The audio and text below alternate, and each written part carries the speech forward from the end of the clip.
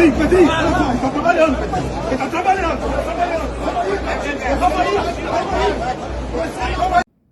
Vamos falar de Vasco, vamos falar sobre... Vamos debater sobre a discussão do presidente Pedrinho, que ameaçou partir para cima do árbitro João Gobi, né, na última quarta-feira, que inclusive eu falei no Boa Noite, mas é uma coisa que a gente tem que debater novamente, porque é uma coisa que pode nos preocupar, e também um provável time que vai a campo sábado às 6h30 da tarde contra o Cruzeiro. Desperta, Vascaíno! Salve, salve, galera do Vascão. Bom dia para todo mundo. E, como eu falei na introdução, sábado, às 6h30 da tarde, a bola vai rolar. E como vai rolar? Seja, nós ainda estamos na espera da CBF, se estaremos lá ou não. Vasco e Cruzeiro, agora pela 25ª rodada do Campeonato Brasileiro. Agora o Vasco está com todos os jogos de dia. Tem que pontuar, né? Sempre os 3 pontos em casa e tentar beliscar pontos fora. Então é fundamental fazer valer o mando de campo, o território hostil de São Januário contra os adversários. Antes do jogo do Bahia, o Vasco não estava fazendo muito, fazendo valer isso, e espero que após a vitória do Bahia seja frequente, né? Que o Vasco seja o espinafre. O espinafre era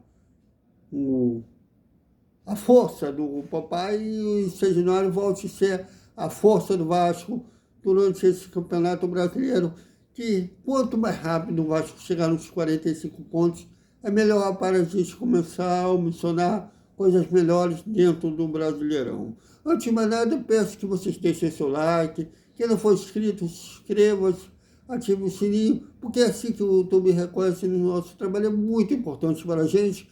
E aqui a galera tem moral, aqui todos têm vez.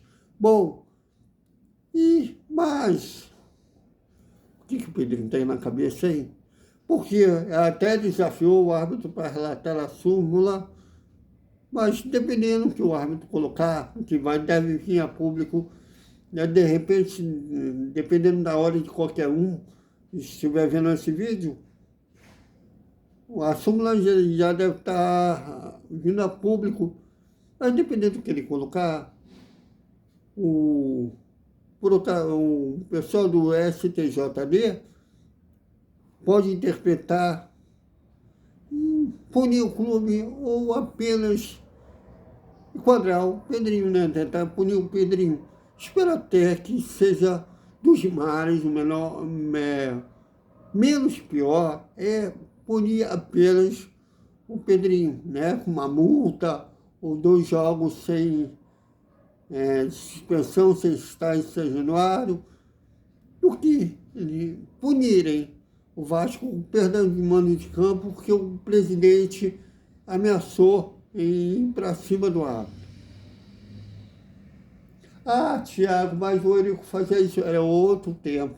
Aliás, o Pedrinho, quando ele era presidente, ele era comentarista, ele até falava que não dava para comparar o futebol de hoje com o futebol da época dele, muito menos ainda na época do Pelé, porque era um futebol diferente.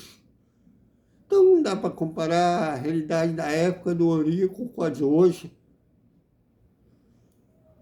Mas vamos esperar que o árbitro vai relatar a súmula e como que os gravatados do STJD vão interpretar a súmula do árbitro.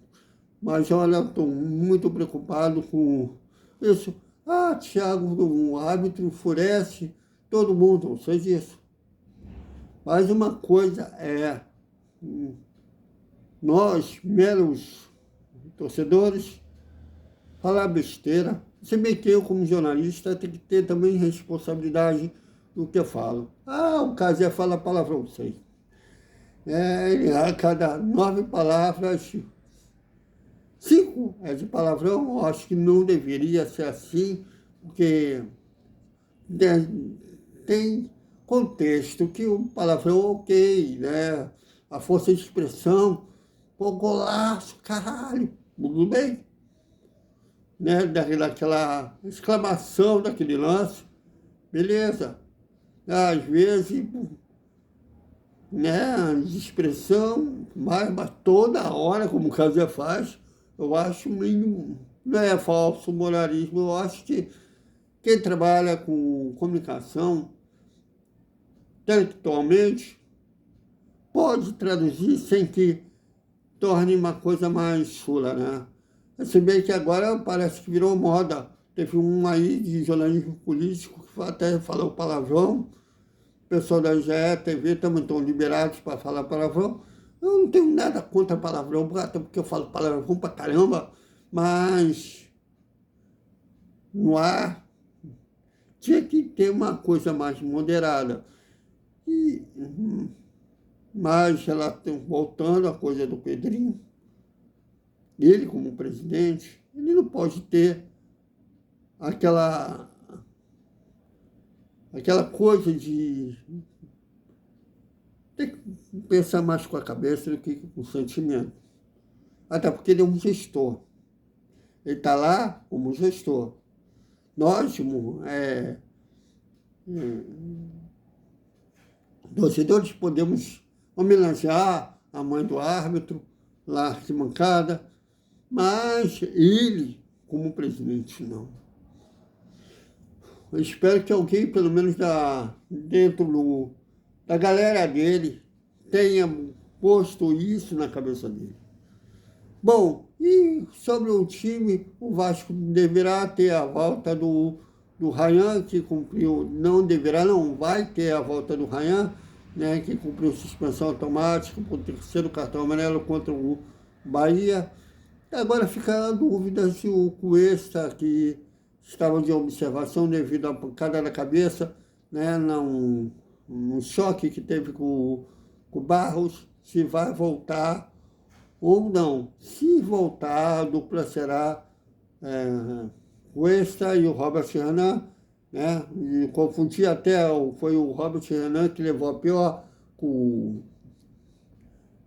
Barros, não com esse. O Cuesta estava ontem lá no jogo contra o Bahia, teve até boa atuação, mas o Robert Renan sofreu a pior, estava de observação, e se ele for liberado pelo departamento médico, deverá ser a dupla de zaga com o Cuesta.